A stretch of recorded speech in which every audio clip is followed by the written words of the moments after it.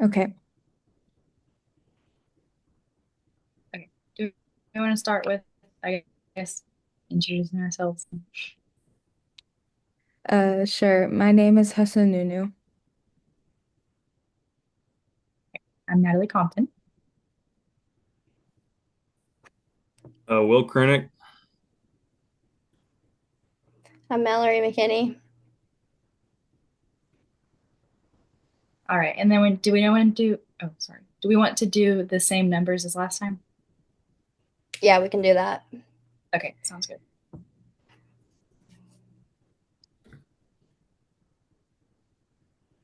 Okay, I was one, right? Yeah, you were one. Okay, you ready for me to start it? Yep. Yep.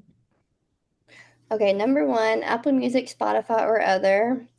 I said that my favorite is Apple Music because that is the only music app that I have ever used, and Apple Music is also best for Apple CarPlay. And if you download songs, you can play them with no internet connection.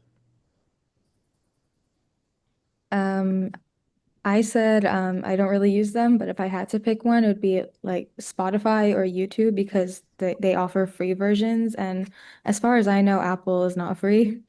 And if I want to watch like the podcast that I'm listening to, then I'll just go to YouTube. I said that Spotify has always been my go-to because I like that you can search for different playlists, create your own, or have one made for you based on a song you like. And I've also never used Apple Music, so I don't have anything to compare it to. I just said I like using Apple Music just because it's the only thing I've ever had, and I get to share it with my family. Okay, question two. What is something you learned about each group member in the introduction videos? I said for Will, you're a senior and you're an leadership major, and then you have a minor in ag ec. And then for Natalie, I said you're also an HDFS major like me. And then for Mallory, your favorite shows are Stranger Things and Grey's Anatomy, and you want to become a realtor. So I did the same thing. I just put something now that's interesting for each member. And I put Hoson wants her to use her degree to support children and their families with education. And Will's favorite show is Landman, which I love Landman. Camellia wants to be a teacher, and Natalie and I both want to help out with the youth at our church. I said that Hassan is an HDFS major like me, and she wants to help support children and their families in her future career. And I learned that Will has volunteered with kids in the past, but you want to go into sales for your future career. And Mallory has worked with the youth in her church since he was 13. I said I learned that Hassan recently switched her major at HDSF from special education. Amelia's chosen superpower would be healing. Natalie's favorite show lately has been How I Met Your Mother, and Mallory's go-to karaoke song would be Picture by Kid Rock. All right. And then the next question, um, I said that my childhood had a lot of internal and external assets that made me who I am. Some of the internal assets I experienced were caring neighborhood, safety, and family and school boundaries, youth programs, and religious communities. And then I said I grew up in a small town where everyone knew each other, and I always felt safe because everywhere I went, I saw a familiar face. And then my external assets, I said achievement, motivation, homework, planning, and decision making. And I said I was always very focused on my future plans. Even when I was in junior high, I had high expectations for my parents, and I worked hard to meet them. I chose support under the external assets because my family has always been super supportive of me, especially my parents. And I grew up in a neighborhood with caring neighbors and went to a great school. My parents are actively involved in helping me succeed in school and have always been since I started. Um, I said that all of them definitely played a part in my adolescent development. So I just picked a couple that stood out to me and that the some of the ones that promoted my drive to do my best. So from the list, the resources around me external assets, I chose parent involvement in schooling, safety, adult role models, high expectations, creative activities, and religious community. And then for internal assets, I chose responsibility, cultural competence, and a sense of purpose. For my external assets, I put my family because I have a really close family and we always get together. Community youth values just throughout growing up and playing sports that teaches you a lot. Adult role models and being a part of a religious community and regularly attending church. Internal assets that applied to me growing up were school engagement, integrity, planning and decision making skills, and a sense of personal power. And number four, looking at the Harlem Children's Zone Development Asset Worksheet, do you think all of the children at Harlem Children's Zone had the potential to thrive? Why or why not? You also want me to answer it? Yeah. Yeah. Yeah. I put yes, I believe all the children at Harlem Children's Zone had the potential to thrive, while certain children started from tougher circumstances with discipline and a strong work ethic. And when standards are high and excuses are removed, kids are able to challenge and succeed. I said, yes, I believe that the kids at Harlem's Children's Zone had the potential to thrive because the program's goal was to provide every child the same opportunities and break the cycle of poverty. By creating this charter school, the program is ensuring that every child will have the tools they need to attend college. They are encouraging the kids to thrive by giving them a support system that builds education services to the children. Like Will and Mallory, I also said I absolutely believe that the children at the Harlem Children's Zone had the potential to thrive because the best way to provide the opportunity for each and every child to give their all is to create an environment and support system that consistently motivates and reassures them that they are capable and that their presence matters. And in this case, that is exactly what they tried to do. They tried to create a program that eliminated the socioeconomic and external assets that they weren't receiving. And then within the program, they also consistently supported them. So they all had the chance to let their strengths and skills thrive. Yep, I said pretty much the same thing. I agreed with all of y'all that the kids had the potential to thrive. I said that these kids never thought that it would be an opportunity or they would have the opportunity to go to college in their original school setting. And then after experiencing the Harlem Children's Zone, they suddenly had dreams and ambitions about their future college and career. And then their test scores and overall well-being also increased after being put in a better environment. So it just shows that the kids were not the problem. It was just their school and surrounding area.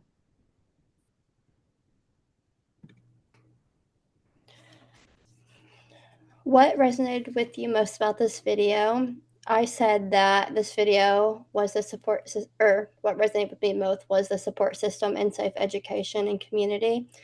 I was fortunate enough to attend a great school district that had support systems for students' well being. We had a couple counselors in every building, not just for academic guidance, but to help with the students that needed to communicate their feelings. These counselors created a safe space for students by valuing and understanding everyone. This video resonates with me because I grew up in a safe community and had guidance to be successful and prepared for college. I said what truly resonated with me was that despite the common belief that we all have that everyone should have access to try and thrive, that some people don't get that chance. So in this case, it was like a lottery thing. So people could only hope that their child was randomly selected. And in real life, depending on the situation of the child's surroundings, that can determine the maximum level of success that they can achieve. And not only that, but this video also made me think about how there aren't programs for people at every stage in their life. And sometimes I wonder, as a society, how we haven't noticed that people experience deprivation of these assets even at later stages. And sure, they are probably the most important when it comes to shaping us early on as youth, but I think it would be it would be it's not more important, extremely important to keep in mind when taking a look at how people in society thrive overall. I said that the thing that resonated with me the most was just the fact that everything was free for the children and their parents. It's just kind of cool to see how one person can make that big of a difference in so many people's lives. And it's cool how the whole system was built around the child and what's best for them. And it also just takes a huge financial burden off of the parents and allows the student to focus on their academics in an environment that has their best interest in mind. I put what resonated with me the most about the video was Jeffrey Canada's refusal to accept failure as inevitable. His mindset of they won't fix if they won't fix it, I will was incredibly inspiring, and I just think that's a good motto to kind of live by. If you don't like something, take initiative and change it. Um, okay, is it my turn? Okay. I think so. Yes. Okay. Which external assets did Harlem Children's Zone provide and which were not present? So I wrote that I believe that the Harlem Children's Zone provided many external assets. So for support, they supported families in ways such as the baby college by teaching them skills to help encourage and be there for their children, as well as they promoted family parent involvement in their children's schooling. Additionally, there were many other adults and role models there to support and encourage the children's progress. And they also provide programs and activities that foster growth academically and creatively as well. The main ones that aren't addressed fall under the empowerment category. For example, this program can address safety in terms of where the program is located, but it doesn't address how the children and their families can avoid the risks and possible danger that come from being in Harlem. And another part I didn't really see much of is teaching the youth how to contribute back to society. The whole point of the program, at least for what I could see, is to help the children individually succeed on the path to graduate college. Um, when then will give them, which would then give them the best opportunity in the real world. Um, what it doesn't address as much is how they can take what they have learned and possibly pay it forward or give back to their communities and the environmental aspects that are a part of who they are. Another one was constructive use of time in terms of their religious community and time at home. It is understandable that the goal of this was to address certain aspects of the child's growth. So I definitely can see how they might not be able to fully address every child's individual needs spiritually and in other aspects. But besides that, I do still think that they address most of the external assets.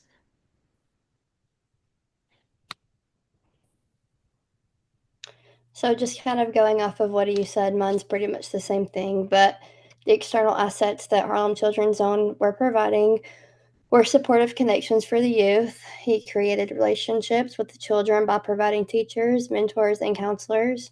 High expectations were built on the teachers because if they were not doing their job of helping these children attend college, they would lose their job. External assets that may have been lacking was community safety. I understand that these charter schools were safe and helped kids who came from broken homes, but these kids still lived in unsafe neighborhoods and returned to these homes. I said that the Harlem Children's Zone provided students with some of the external assets like caring school environment, community values, youth, adult role models, and creative activities, because the school environment was pretty much just focused on the kids and their needs and wants. And then I said some of the external assets that the school can't provide were the religious community, high expectations, family support, neighborhood boundaries, things like that. Because, like Hassan said, you can't really guarantee what goes on outside of school. They can just do what they can within the walls. I just put Harlem's Children's Zone provided several external assets, including supportive relationships, safe environments, high quality education, and parental training. Assets that were not present included dependency, material wealth, and the inefficiencies often found in government run systems. All right, for number 7, internal assets that the Harlem Children's Zone provided, I said achievement motivation, planning and decision making, sense of purpose, and positive view of personal future. Because the kids attending this school were previously, oh, no, just kidding. Sorry, I skipped ahead. I said this because they provided the kids with a lot of resources and materials that they needed to actually realize that they do have a future and they can go to college and all those type of things. And then I think that the kids were previously lacking in all of these assets, as well as school engagement, bonding to school, and responsibility. because before they got to this school, they didn't have much motivation. They didn't have the resources that they needed. So it was harder for them to focus on school and actually enjoy going. But after attending Harlem Children's Zone, I think that they have really improved in those skills.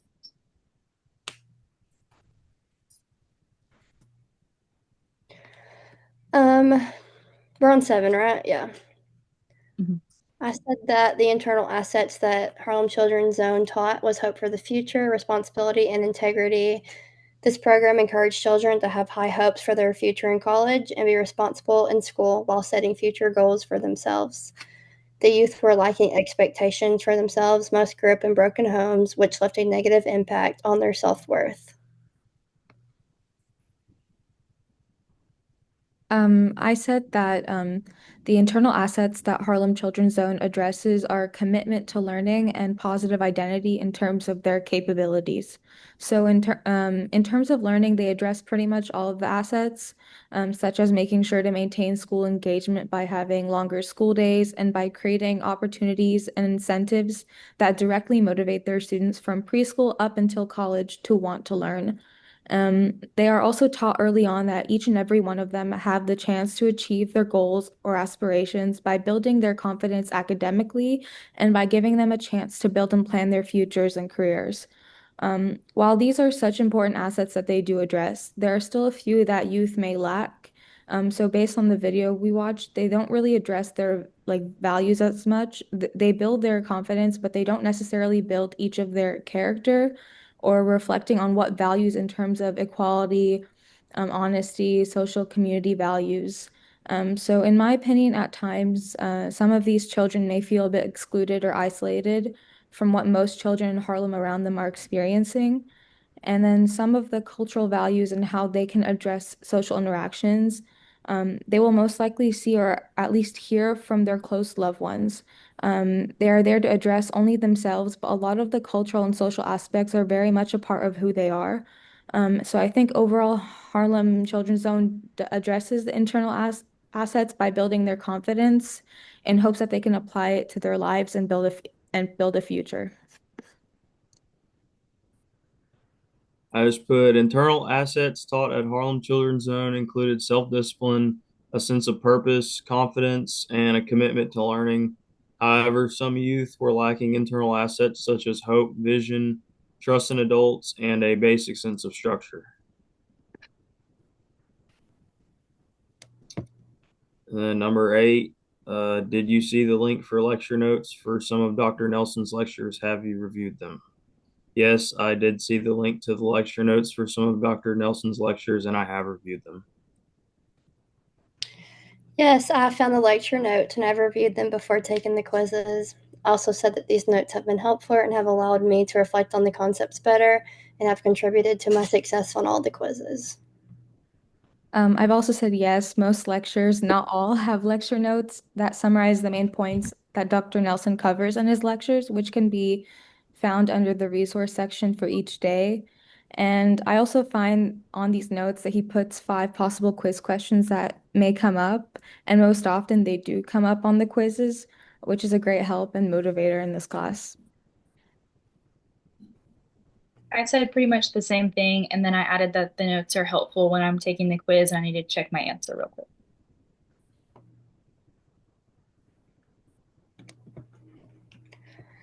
Um, what are we supposed to put in the subject line when emailing him? I said that we're supposed to put the course and section number in the subject line. I also said that we're supposed to put the course and section number, so ALEC 370 and then section number 700 in the subject line. I said the same thing. Same thing. Yeah. Uh, okay. What is a goal you have this summer to better your physical and mental health? Who is keeping you accountable? A goal of mine is to be more active. I'm currently out of the country right now, and the building I live in has a 24-hour gym. So I try to pick a time where I know I won't be doing anything, and I make sure to work out or at least go for some sort of walk. And I find by doing this, I have more energy throughout the day. And it's like a thing I can do to turn off my brain sometimes and just focus on a physical task, which is very therapeutic.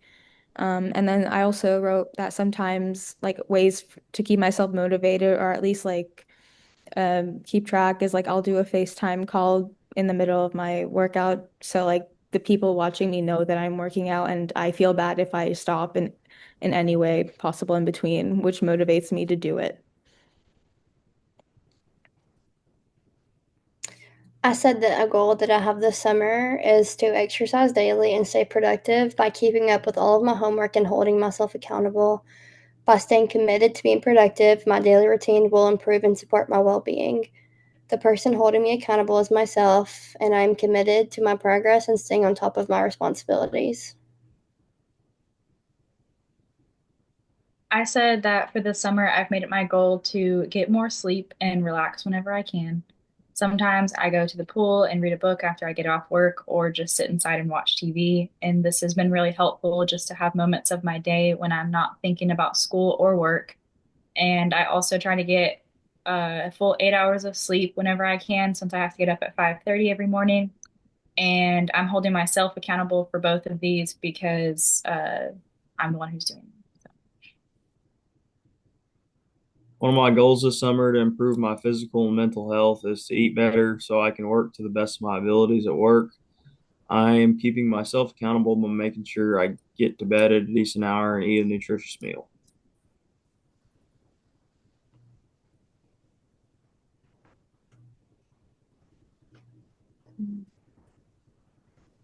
Is it my turn now?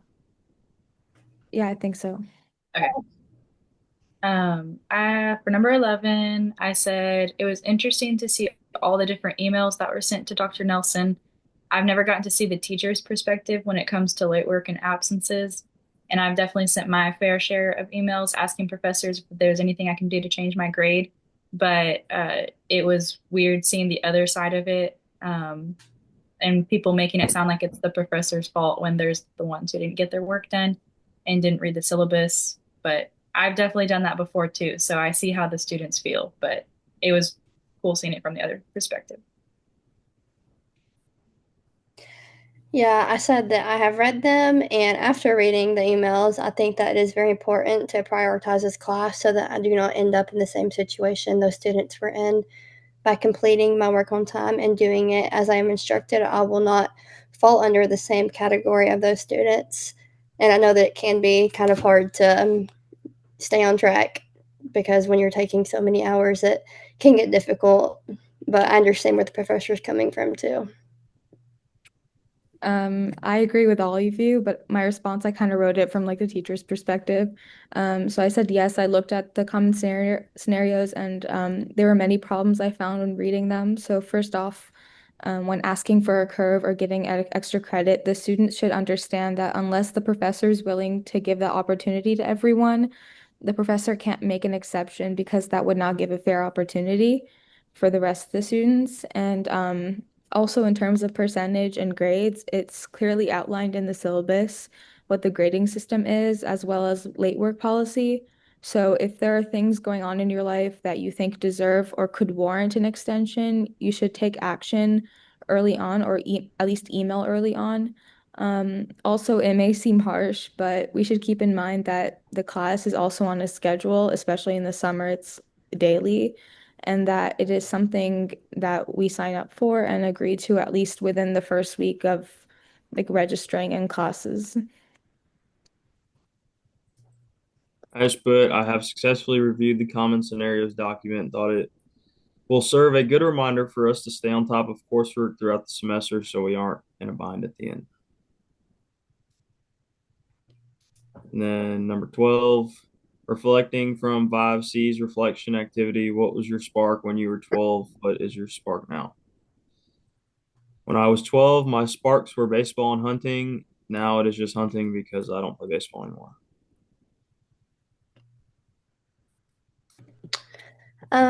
When I was 12, my spark was playing sports and spending time with my friends. Whether it was volleyball, cheer, or track, I was always busy with sports and enjoyed the opportunity to be a part of these sports. Being with my friends helped me thrive because having friendships built my knowledge on what it is like to have a support team. And then my spark now has changed, but is still similar to when I was 12. I still prioritize my friendships and stay active, becoming motivated, staying healthy, and knowing what to prioritize has developed in my spark now. I connect to the 5 C's because they all remind me of the importance of staying grounded in life. Mine's more kind of, it's not like a physical thing or so my spark from when I was around 12 was seeing the joy and motivation in those around me, especially throughout the people I loved or I was close with. So when I was home like all day, it would be my mom because my mom's a stay-at-home mom, and even though she had the lifestyle where she didn't have to contribute as much as she did, my mom would never just sit and do nothing. So even at those moments, she always tried to find something to do, like exercising, reading, and always trying to find different like creative hobbies. And to be honest, I wasn't a very active and energetic child. So seeing my mom be that way, in every aspect of her day-to-day life for me was the biggest spark around that time. I said that when I was 12, my spark was probably being a good friend because I always liked having a lot of friends and being the person that they came to for help and advice. And it just made me happy to make my friends happy.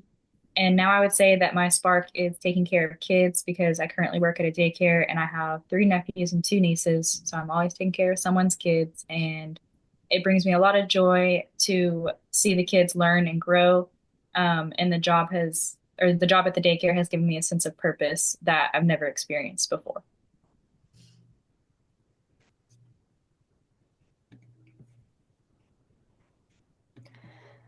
Okay, and this last one, I think that last time we did this, Hoson kind of gave her input in because we didn't show our model. But again, after uh did you do yours or no? No. I don't think anyone but you Okay. did. No, I didn't do the, wait, Natalie, you said you did Yeah, the I did model. mine, but I couldn't share my screen last time. Okay, Yeah. I'll just share what I wrote and then you can show yours. Um, Okay. I I just think that I we all just just kind of gave our input. I just like talked about what I would put in it or like very briefly, but I said the most proximal part of the ecological systems model is the microsystem, which is basically the environment in which I interact with almost, if not every day. So that would be things like my parents, siblings, friends, peers, professors, my Islamic mosque or community center. And then the meso system is like the relationships and how multiple microsystems interact with each other. So like it could be for my siblings and friends and some of my peers. We definitely have relationships and connections with the Islamic center I go to because we share the same faith. And then the exosystem is the outer part of the mesosystems and microsystems, which would be things that are indirectly involved, such as my parents' extended family, maybe the media. And then there's the macro system, which is also much broader. I put things like my culture, and social norms and political system. Okay. Yeah. I'll try to share my screen, but I have to request to you. Oh yeah, okay, there we go. Allow. Did it work? Mm,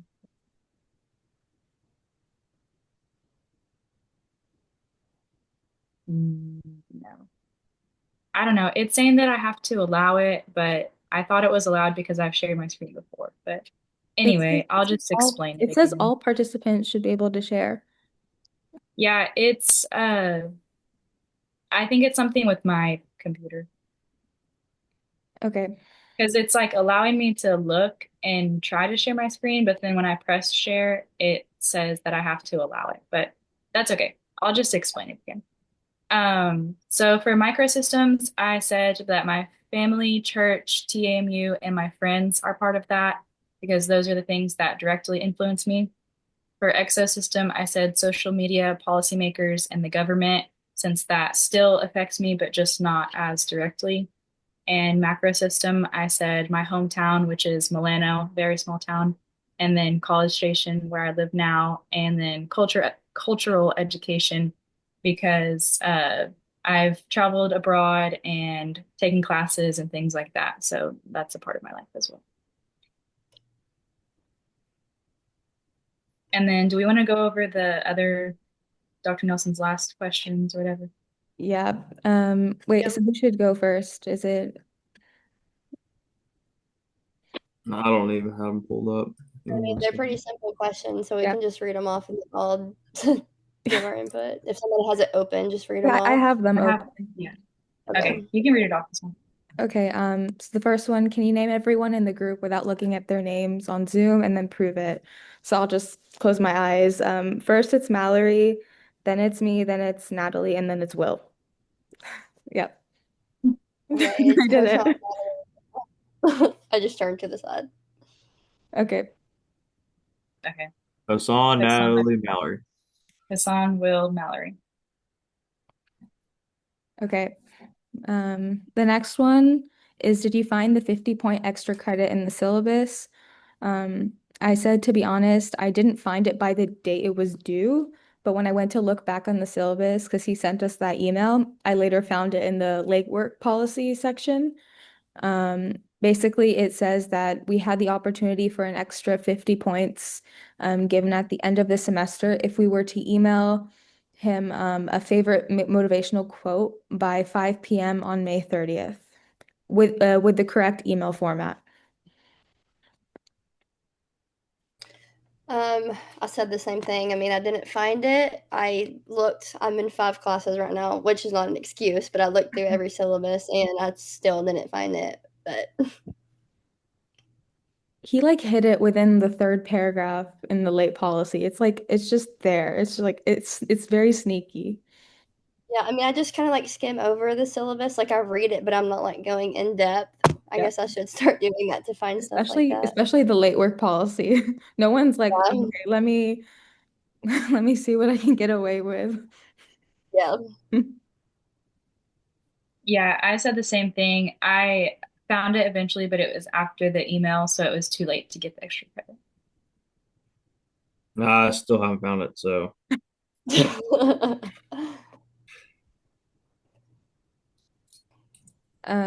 The last question is, did you look at the rubric before doing the assignment?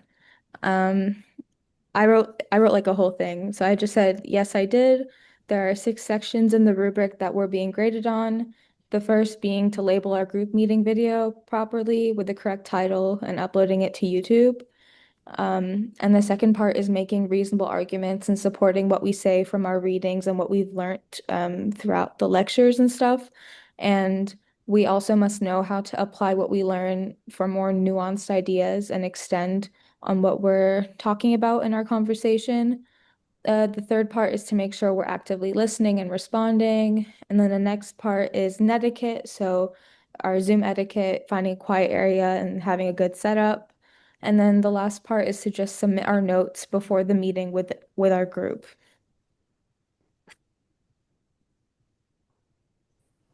I just said that I had looked over it before submitting or doing anything for this project.